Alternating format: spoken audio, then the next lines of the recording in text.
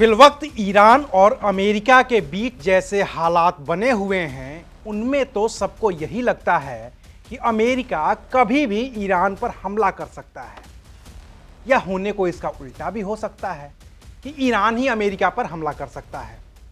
ऊपरी तौर पर सबको यही लग भी रहा है, लेकिन कुछ ऐसे इशारे हैं जो ये बता रहे हैं कि इतने तनाव के बावजूद न तो अमेरिका ईरान पर हमला करेगा और न ही ईरान अमेरिका पर, क्योंकि सूरत ही कुछ ऐसी बन गई है।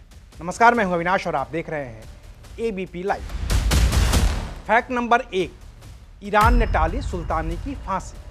ट्रंप ने ईरान पर हमले की धमकी तब दी थी जब ईरान ने कहा था कि वो प्रदर्शनकारी इरफान सुल्तानी को सरेआम फांसी देने वाला है।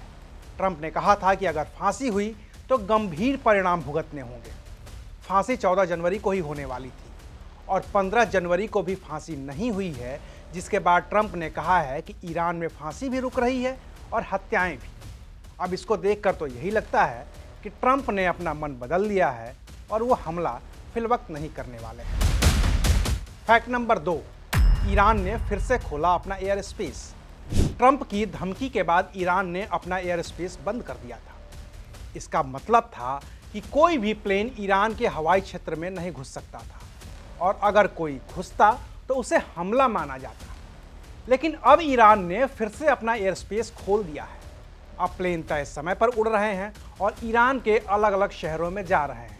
इसका मतलब ये हो सकता है कि ईरान को अब हमले का डर नहीं।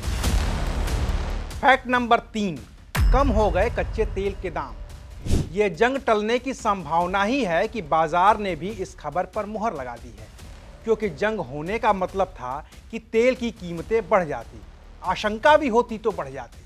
लेकिन 15 जनवरी को अंतर्राष्ट्रीय बाजार में कच्चे तेल की कीमत में $2 प्रति बैरल की कमी आई है। इसने ये भरोसा बढ़ाया है कि जंग टल गई। फैक्ट नंबर 4, जिस मदद की बात की वो नहीं पहुंची। इस जंग के टलने को लेकर एक पुख्ता जानकारी ये भी है कि ओवल ऑफिस में एक पत्रकार ने जब ट्रंप से पूछा कि क्या अमेरिका का सैन्य अभियान ईरान के खिलाफ रोक दिया गया है, तो ट्रंप ने कहा कि वो हम अभी देख रहे हैं। बाकी पिछले दिनों ट्रंप ने खुद ईरान के प्रदर्शनकारियों को भड़काते हुए कहा था कि प्रदर्शन करते रहें, सरकारी इमारतों पर कब्जा करते रहें और आपके लिए अमेरिका से मदद जल्द पहुंचेगी। इस बात को कहे 3-4 दिन हो गए हैं, लेकिन ऐसी कोई मदद प्रदर्शनकारियों को नहीं मिली जिससे ईरान भड़के और जंग की बात शुरू हो। हालांकि वो ट्रंप हैं, कभी भी कुछ भी कर सकते हैं। तभी तो उनका जंगी बेड़ा भी दक्षिण चीन सागर से मिडिल ईस्ट की ओर बढ़ रहा है, और सामने भी ईरान है जिसके सर्वोच्च नेता आयतुल्लाह अली खमेनेई हैं, जो कब क्या आदेश कर दें कोई नहीं जानता।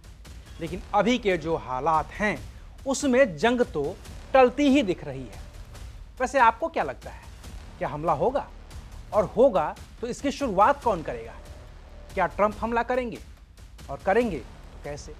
या फिर ईरान पहला हमला करेगा? और करेगा तो कहां?